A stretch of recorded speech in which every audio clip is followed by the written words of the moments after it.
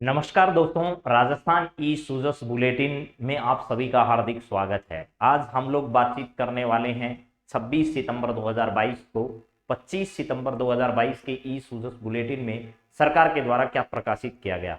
राजस्थान सरकार का जनसंपर्क विभाग जो है, सूचना एवं जनसंपर्क विभाग राजस्थान ई सूजस बुलेटिन नाम से एक दैनिक पत्रिका जो है वो प्रकाशित करता है। उस पर राजस्थान की भर्ती परीक्षाओं की दृष्टि से, प्रतियोगी परीक्षाओं की दृष्टि से क्या क्या महत्वपूर्ण हो सकता है, उन सभी बिंदुओं पर बातचीत करेंगे। इसके साथ साथ आज हम लोग लाइब्रेरियन थर्ड ग्रेड भर्ती परीक्षा में और पीटीआई भर्ती परीक्षा में पूछे गए सवालों पर भी थोड़ा डिस्कस करेंगे। तो चलिए मित्रों, देखते हैं सबसे पहले राजस्थान के मुख्यमंत्री ने क्या क्या फैसला किया है। हालांकि राजनीतिक घटनाक्रम कल से ही चल रहा है, लेकिन उसके बीच पहले जो है वो 25 तारीख के ई बुलेटिन में क्या था। राजस्थान के मुख्यमंत्री ने जैसलमेर के जो तनोट माता मंदिर है वहां पहुंचकर, जहां बीएसएफ के जो जवान है वो माता की पूजा करते हैं, वहां विजय स्तंभ पर पुष्प चक्र अर्पित किए राजस्थान के मुख्यमंत्री ने। यानी तनोट माता के मंदिर पर वो पहुंचे। तनोट माता को रुमालिया देवी के नाम से भी क्या किया जाता है, जाना जाता है। जहां बीएसएफ के जो जवान है वो क्या करते हैं मेरे दोस्तों, वो बीएसएफ के जवान वहां पर पूजा अर्चना करते हैं। महात्मा गांधी का एक कोट भी यहां लिखा गया है कि भले ही दुनिया हमें कमजोर कहे, हमें अपने आदर्श को कभी नहीं छोड़ना चाहिए। हम लोग कई बार ऐसे काम नहीं करते हैं जो लोग चाहते हैं, तो लोग हमें कमजोर कहते हैं, लेकिन आपको ध्यान रखना है आपका नैतिक फैसला, आपका आदर्श जो है वो आपके साथ रहना चाहिए, लोग चाहे भले ही आपको कमजोर कहें। उसके बाद में सबसे बड़ा फैसला कल राजस्थान के मुख्यमंत्री के लिए द्वारा लिया गया। और कल जो है वो आपको एक बात और भी पता होना चाहिए, जो फैसला लिया उससे संबंधित पेपर में, एग्जाम में, पीटीआई भर्ती परीक्षा में सवाल पूछा गया है। यहाँ लिखा है, राज्य सरकार ने महिला समूह और निर्यातकों को आर्थिक मदद करने के लिए जो राजस्थान महिला निधि है, उस महिला निधि को 25 करोड़ रुपए की स्वीकृति हाल ही में सरकार ने क्या की है, प्रदान की है। तो राजस्थान में ये सब काम राजीविका के तहत हो रहे हैं मेरे दोस्तों, ये भी ध्यान रखिएगा। राजीविका जो है वो उसके नेतृत्व में ये सब किया जा रहा है। राजस्थान 26 अगस्त को 2022 को महिला समानता दिवस के अवसर पर महिला निधि की घोषणा की थी और ग्रामीण आजीविका विकास परिषद के माध्यम से महिला निधि का गठन किया गया है। ठीक है, इसी के तहत अब जो है वो 25 करोड़ रुपए की राशि जो है, अब 25 करोड़ रुपए की राशि जो है वो अभी हाल ही में सरकार ने क्या कर दी है मेरे दोस्तों, इसके लिए स्वीकृत कर दी है। मैंने शायद, हो सकता है आज आपको जो सवाल कराए थे, हो सकता है उस सवालों इसकी राशि कुछ और लगा दी होगी, मैं एक बार चेक कर लेता हूं। ठीक है, लेकिन आपको याद रखना है कि 25 करोड़ रुपए, इस सवाल का सही जवाब जो है वो मेरे दोस्तों क्या था, यहां देखिए, यहां गलती से इस पर क्या लग गया था, आज मेरे से क्लास में 58 करोड़ रुपए लग गए। ये 58 करोड़ रुपए किसी और योजना में है। आपसे सवाल पूछा है महिला निधि के लिए मुख्यमंत्री ने कितनी राशि को मंजूरी दी है, तो इसका सही जवाब जो है वो मेरे दोस्तों क्या है, 25 करोड़ रुपए की राशि है। 25 करोड़ रुपए की राशि जो है वो सरकार ने इसके लिए अभी हाल ही में घोषित की है। ये 58 करोड़ रुपए की जो राशि है मेरे दोस्तों, ये किसके लिए घोषित की है, जो अंबेडकर भवन बने हैं, अंबेडकर भवन यानी जो हॉस्टल बने हैं, ठीक है, अनुसूचित जाति और जनजाति के लोगों के लिए जो हॉस्टल बने हैं, उन हॉस्टलों में व्यवस्था करने के लिए, खाने की मेस की व्यवस्था के लिए, किसके लिए, मेस की व्यवस्था के लिए 58 करोड़ रुपए की राशि जो है वो सरकार ने क्या की है, घोषित की है। ये सवाल थोड़ा मिस्टेक हो गया, आप इसको सही कर लीजिएगा। 25 करोड़ रुपए की राशि इसका सही आंसर होगा। चलिए, ये अगली बात करते हैं, और क्या है ई सूजस बुलेटिन में क्या प्रकाशित किया, इसके अलावा वो भी देख लेते हैं। यहां पर आपके सामने है मेरे दोस्तों कि सरकार ने ये राशि जो स्वीकृत की है वो राजीविका के नेतृत्व में इसका गठन किया जाएगा और महिला निधि के जरिए देश भर में महिला एवं स्वयं सहायता जो समूह उनको बेहतर वित्तीय प्रबंधन में सहायता मिलेगी। 40,000 रुपए तक का इसमें ऋण जो है वो आप लोगों को 48 घंटे में मिलेगा और 15, इससे अधिक का अगर ऋण लेना है तो 15 दिवस के अंदर इसका ऋण उपलब्ध हो पाएगा। उत्तर भारत का पहला राज्य है जिसने इस महिला निधि की घोषणा की और पूरे देश भर का दूसरा राज्य तेलंगाना इसका पहला राज्य है, ये आपको ध्यान रखना है। राजस्थान सरकार महिला निधि के लिए 2 वित्तीय वर्षों के लिए लगभग 50 करोड़ रुपए का जो है वो अंशदान इसमें उपलब्ध कराएगी। 27 लाख रुपए से 27 लाख स्वयं सहायता समूहों से प्रदेश के 30 लाख परिवार जो है वो इससे जुड़े होंगे, ऐसा कहा गया है। इसके अलावा प्रदेश के निर्यातकों को विभिन्न लाभ जो है वो इसके माध्यम से भी सरकार के द्वारा प्रदान किए जाएंगे। 31 मार्च जो मिशन निर्यातक बनो जो है उसके तहत सरकार ने घोषणा की है 50% राशि का पुनर्भरण होगा। 2025 तक जो है वो किसी भी प्रकार के मेला प्रदर्शनियों के लिए इसमें लागू किया जाएगा। तो राजस्थान सरकार ने निर्यातकों को आकर्षित करने के लिए कई प्रकार के फैसले लिए, जिसमें मिशन निर्यातक बनो राजस्थान सरकार का एक नया इनिशिएटिव आप लोग कह सकते हो। चलिए इसके बाद और बात करते हैं। यहां पर क्या है, कैडर के पुनर्गठन से पदोन्नति के अवसर बढ़ेंगे, यानी कौशल नियोजन उद्यमिता विभाग ने 11 नए पद सृजित किए हैं। कौशल नियोजन एवं उद्यमिता विभाग ने पदों में पुनर्गठन का भी क्या किया है, फैसला किया है। ये परीक्षा की दृष्टि से ज्यादा इंपॉर्टेंट नहीं है, ये सवाल जरा देखिए, ये इंपॉर्टेंट है। 182.56 करोड़ रुपए निर्माण की लागत से 2 प्रस्ताव मंजूर किए गए। बांसवाड़ा में जो अनास नदी है उसके एनीकट और पुल को बनाने के लिए राजस्थान के मुख्यमंत्री ने अभी हाल ही में 182.56 करोड़ रुपए की राशि जो है स्वीकृत की है। उसमें से मेरे दोस्तों ध्यान रखना है, 152 करोड़ रुपए जो है वो गरडिया एनीकट जो है, ठीक है, गरडिया एनीकट जो है उसके निर्माण में काम में लिए जाएंगे, और बचे हुए पैसे जो हैं वो दूसरी योजनाओं के तहत वहां पर उसमें 30 करोड़ रुपए खर्च होंगे। किसके लिए? इसी प्रकार अनास नदी में जो डूब क्षेत्र है उस डूब क्षेत्र पर पुल के निर्माण के लिए 30 करोड़ रुपए की राशि खर्च की जाएगी। ये योजना की घोषणा जो है वो बजट 2022-23 में भी की गई थी, तो ये आपको ध्यान रखना है। इसके बाद अगली बातचीत सर क्या है, जरा सुनिए यहां से। यहां है जयपुर शहर में पेयजल व्यवस्था के सुधार की योजनाओं के लिए जल विभाग द्वारा लगभग 69.58 करोड़ रुपए की राशि जो है वो स्वीकृत की गई है।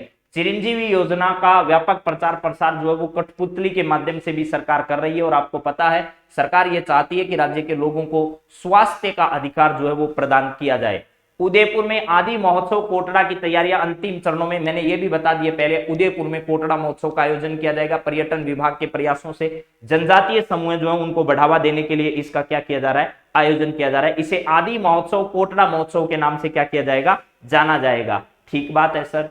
इसके अलावा और क्या है, मिशन दिव्यांग जनों को निःशुल्क दंत और नेत्र चिकित्सा जो है वो सेवा उपलब्ध होगी, और इसी की सब प्रकार की जानकारियां प्रदान करने के लिए 27 सितंबर से मिशन तहसील 392 सामाजिक एवं न्याय अधिकारिता विभाग द्वारा जो है वो नोखा बीकानेर से इसकी शुरुआत की जाएगी।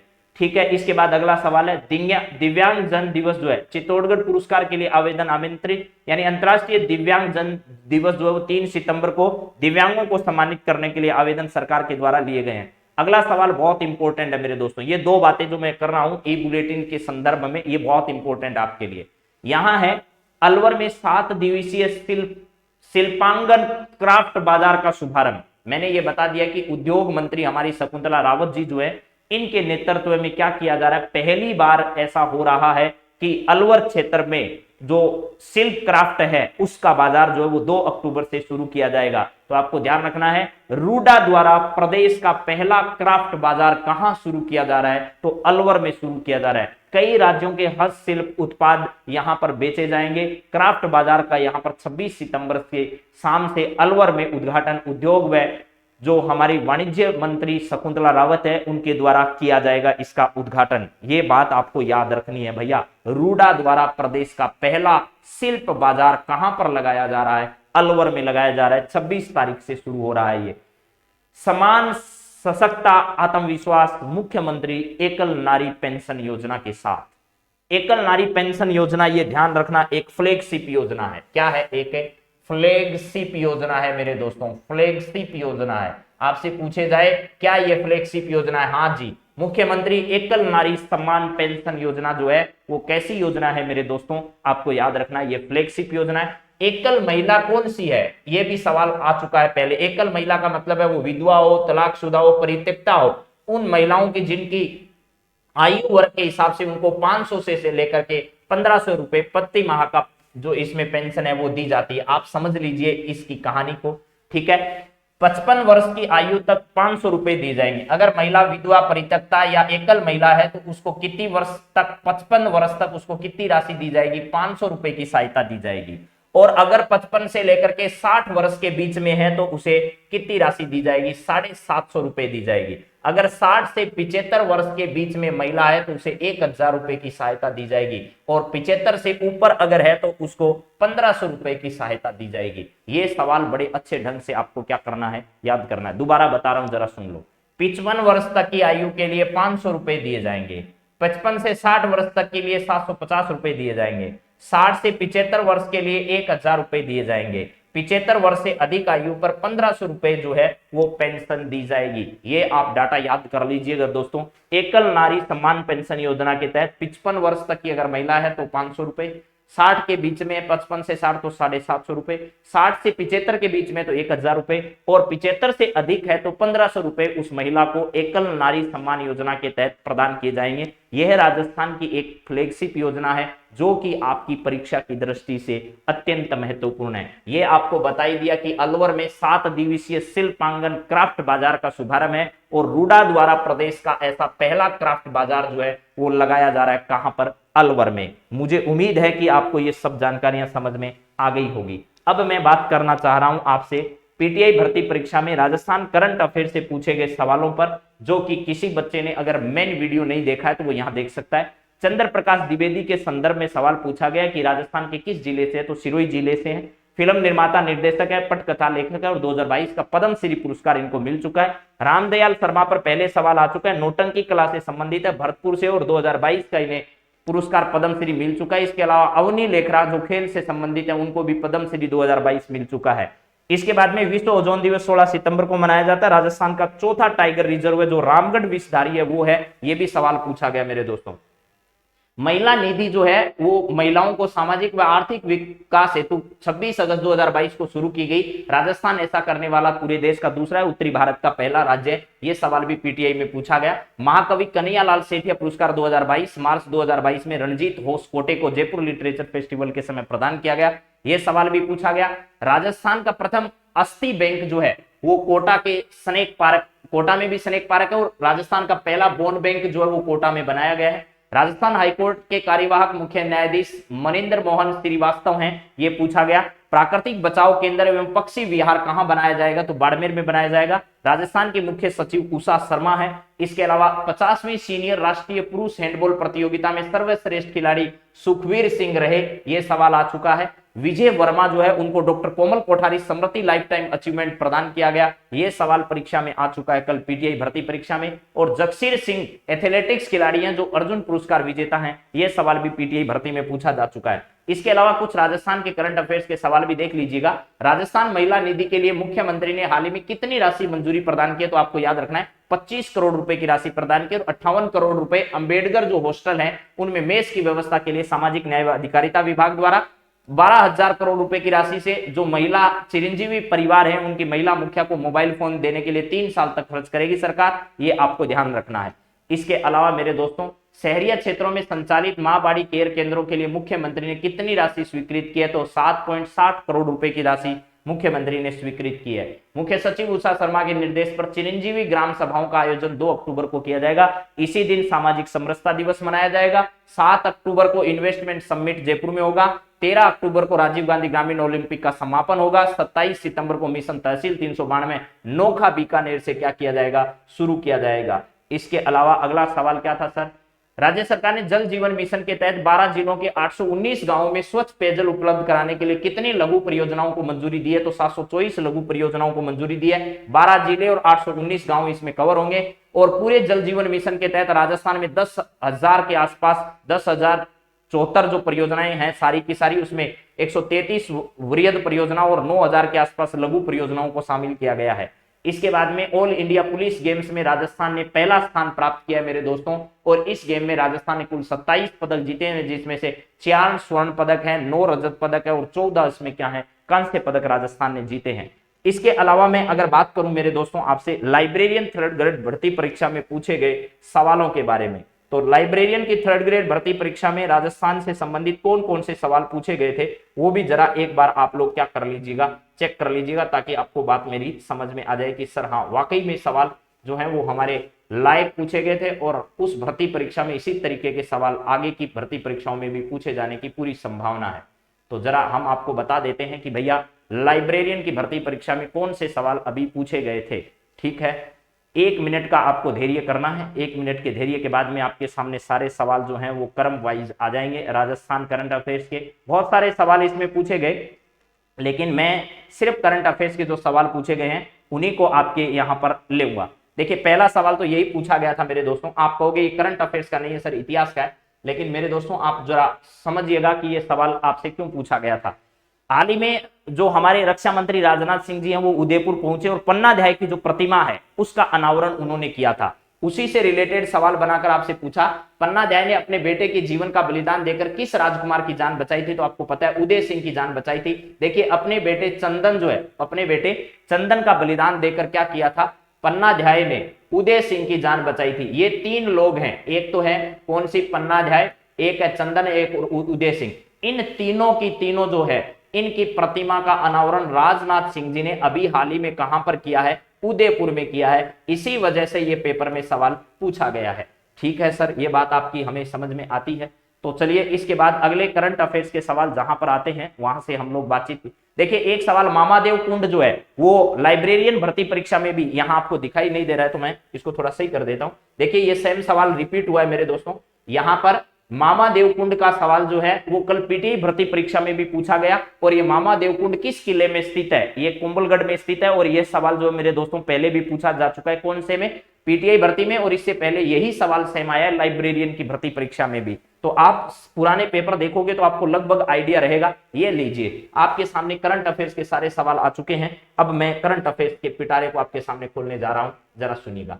पहला सवाल आया है राजस्थान, ये लीजिए यहां पर है, राजस्थान सरकार ने पर्यावरण संरक्षण के लिए आम जन को शिक्षित एवं जागरूक करने के उद्देश्य से, आपको स्पष्ट दिखाई नहीं दे रहा तो मैं बोल रहा हूं, राजस्थान सरकार ने पर्यावरण संरक्षण के प्रति आम जन को शिक्षित एवं जागरूक करने के उद्देश्य से किन वाटिकाओं का कार्य 1 जुलाई 2022 से आरंभ किया? 1 जुलाई 2022 से राजस्थान में लव कुश वाटिका जो है, इनका राजस्थान में क्या किया गया? शुरू किया गया इनका निर्माण करना। तो यह सवाल आपकी परीक्षा की दृष्टि से इंपॉर्टेंट था। राजस्थान को एनीमिया मुक्त करने के लिए हर सप्ताह कौन सा दिवस शक्ति दिवस के रूप में मनाया जाएगा या आयोजित किया जाएगा? हूबहू सवाल आपको परीक्षा में कराया क्लास में, उसमें से कुछ भी चेंज नहीं है, ये आप लोग देख लो। चाहे प्रत्येक मंगलवार को क्या किया जाएगा? शक्ति दिवस के रूप में राजस्थान में एनीमिया मुक्त बनाने के लिए इस दिवस को मनाए जाने की घोषणा की गई। प्रत्येक शनिवार को नो बैग डे जो है वो क्या किया जाता है? मनाया जाता है। और आपको पता होगा बाल गोपाल योजना जो है, बाल गोपाल योजना 2022, बाल गोपाल योजना 2022 जो है, इसके तहत मेरे दोस्तों प्रत्येक मंगलवार को और इसके अलावा प्रत्येक जो है वो शुक्रवार को राजस्थान के प्रत्येक बच्चे को क्या किया जाएगा मेरे दोस्तों? 150 और 200 ml जो है वो दूध निःशुल्क दिया जाएगा। ये जो है वो कक्षा 1 से लेकर के मेरे दोस्तों कौन सी क्लास तक है? 5वीं तक है 150 ml, और 6वीं से लेकर के 8वीं तक के बच्चों को 200 ml दूध जो है वो बाल गोपाल योजना के तहत प्रदान किया जाएगा। ऐसा आपको याद रखना है, जो कि परीक्षा की दृष्टि से बहुत इंपॉर्टेंट है। अगर आप याद कर पाते हो तो आपके लिए वाह वाह वाह वाह होगा और आप लोग परीक्षा में सफल हो जाएंगे। तो चलिए अगली बातचीत हम लोग करते हैं। अगला सवाल क्या है सर वो बताइए आप। तो अब हमें क्या होने लगा है सर? आनंद आने लगा है सवालों में। ठीक है सर, आपके आनंद के लिए ही हम पढ़ा रहे हैं भैया। अगला सवाल है 4 जून 2022 में राजस्थान में ड्रोन एक्सपो 2022 का आयोजन कहां किया गया था? ये देखिए जून 2022 में राजस्थान में ड्रोन एक्सपो 2022 का आयोजन किस शहर में किया गया था? तो इसका राइट आंसर है कि जयपुर में ड्रोन एक्सपो 2022 का आयोजन किया गया था। अगला सवाल है पैराशूटिंग वर्ल्ड कप 2022 में 10 metre air rifle shooting SH1 event में किसने स्वर्ण पदक जीता था? तो आपका राइट आंसर होगा अवनी लेखरा, जो कि राजस्थान की रहने वाली है। पद्मश्री पुरस्कार 2022 दिए जाने की इसे घोषणा की जा चुकी है। इसको पैराशूटिंग वर्ल्ड कप 2022 10 मीटर में SH1 प्रतियोगिता में इन्होंने क्या किया था? कौन सा पदक जीता था? Gold medal. अब की बार वो घुमा फिरा कर पूछ सकता है, पैराशूटिंग वर्ल्ड कप 2022 में अवनी लेखरा ने स्वर्ण पदक जीता कितने मीटर एयर राइफल्स प्रतियोगिता में, या फिर वो SH1 भी पूछ सकता है, जैसा कि पहले परीक्षा में पूछा जा चुका है। ये याद रखिएगा। मई 2022 में 3 दिवसीय शिखर पर्व का किस स्थान पर आयोजन किया गया? यानी शिखर पर्व 2022, जिसको हम आबू पर्व के नाम से भी जानते हैं, तो ये माउंट आबू में आयोजित किया गया था मई 2022 में मेरे दोस्तों। इसके अलावा राजस्थान मरुद्रा बैंक को किस संस्था के सहयोग से 4 मोबाइल ATM वैन जो है वो क्या करने के लिए ATM वैन उपलब्ध करवाई गई है? राजस्थान में आपको पता है नाबार्ड के सहयोग से राजस्थान मरुद्रा बैंक जो है इसको अभी हाल में 4 मोबाइल ATM वैन जो है वो क्या की गई थी? प्रदान की गई थी। 4 मोबाइल ATM वैन उपलब्ध करवाई गई थी। राजस्थान मरुद्रा बैंक को किस संस्था के सहयोग से 4 मोबाइल ATM वैन उपलब्ध करवाई गई थी? तो आपको ध्यान रखना है नाबार्ड के सहयोग से उपलब्ध कराई गई थी। ये सवाल देखिएगा, द इकोनॉमिक बुलेटिन थोड़े दिन पहले राजस्थान विधानसभा के, राजस्थान जो विश्वविद्यालय है उसके जब छात्र संघ के चुनाव थे तो मैंने आपको यह जरूर बताया था कि द इकोनॉमिक बुलेटिन जो है वो राजस्थान विश्वविद्यालय जो है उसके क्या है मेरे दोस्तों एक पत्रिका है, और इसके जो कुलपति हैं वो वर्तमान में कौन है, राजीव कुमार जी हैं, ऐसा भी आपको बताया होगा। ठीक है, द इकोनॉमिक बुलेटिन किस विश्वविद्यालय की त्रैमासिक पत्रिका है, तो राजस्थान विश्वविद्यालय की त्रैमासिक पत्रिका का नाम द इकोनॉमिक बुलेटिन है। इसके अलावा अगला सवाल पूछा, राजस्थान डोमेस्टिक ट्रेवल मार्ट 2022 का आयोजन राजस्थान में किस स्थान पर किया गया था। राजस्थान डोमेस्टिक ट्रेवल मार्ट 2022 का आयोजन किस स्थान पर किया गया था। राजस्थान डोमेस्टिक ट्रेवल मार्ट 2022 का आयोजन किस स्थान पर किया गया था, तो इसका आयोजन जयपुर में किया था, यह भी आपको याद रखना है। ये कुछ सवाल थे और भी हैं, अभी आपके सामने रख देता हूं अगले सवाल भी। सर यहां पर क्या है ये देखिए भैया, ये बोर्ड जो है ना वो हमें बड़ी चोट करता है आजकल, इसको क्या हो गया है मुझे भी नहीं मालूम, लेकिन ये क्या करता है, बड़ी चोट करता है, बड़ी चोट करता है। 1 सेकंड का समय आपका लेंगे दोस्तों, तो इसके बाद हम आरंभ कर देंगे वापस आपकी क्लास को यथावत, क्योंकि बोर्ड जब सही नहीं होता है तो हमारे साथ बड़ी गड़बड़वा होती है। हाँ जी, वैसे अधिकांश सवाल मैंने आपसे बातचीत कर लिए, कुछ 1-2 सवाल और बचे हैं उस पर डिस्कस करना है अभी तो देखता हूं मैं वापस अगर आ पाता है मामला या नहीं आ पाता है तो भी जरा कोशिश करते हैं, कोशिश करने वालों की कभी हार नहीं होती है, उसका बेड़ा जरूर पार होता है मेरे दोस्तों। कोशिश जो लोग करते हैं उनका बेड़ा क्या होता है, अवश्य पार होता है। ये अभी सवाल हमने किया था, ठीक है, क्या था, राजस्थान डोमेस्टिक ट्रेवल मार्ट 2022 का आयोजन जो है वो कहां पर किया गया, जयपुर में किया गया था। ये देखिए, इसके बाद में अगली जो पेपर है इसको वापस एक बार लगा देता हूं, कुछ सवाल यहां पर छूट रहे हैं तो उनको भी कवर करना बहुत जरूरी है, इसलिए आपको धैर्य रखना ही चाहिए। इसके लिए आपको क्या करना चाहिए, धैर्य रखना ही चाहिए मेरे दोस्तों, आपको क्या करना चाहिए, धैर्य रखना ही चाहिए, ताकि हम लोग जो हैं वो क्या कर सकें, आपके लिए प्रयास कर सकें। ठीक है सर, आ गया है पेपर। जी सर, पेपर खुलने में अभी 1 सेकंड का समय लगेगा, आपका समय खराब हो रहा है लेकिन आपको जानकारियां भी बहुत बेहतर मिलेगी, ऐसा मेरा मानना है और मेरा अनुभव है कि आप लोग इसमें ज़्यादा दिक्कत महसूस नहीं करोगे। हाँ जी, देखिए मित्रों, ये डोमेस्टिक ट्रेवल मार्ट आ चुका है। इसके बाद जो सवाल पूछे वो ये रहे आपके सामने, ये है अभी हाल ही में जुलाई 2022 में मुख्यमंत्री अशोक गहलोत ने कितने विशेष न्यायिक मजिस्ट्रेट न्यायालय खोले जाने की, विशेष न्यायाधीश न्यायिक मजिस्ट्रेट कार्यालय खोले जाने की घोषणा की थी। तो जुलाई 2022 में मुख्यमंत्री अशोक गहलोत ने कितने विशेष न्यायिक मजिस्ट्रेट न्यायालय खोले जाने की मंजूरी प्रदान की, तो 5 नए न्यायिक मजिस्ट्रेट कार्यालय खोले जाने की घोषणा राजस्थान के मुख्यमंत्री के द्वारा की गई थी। तो इसका राइट आंसर 5 होगा।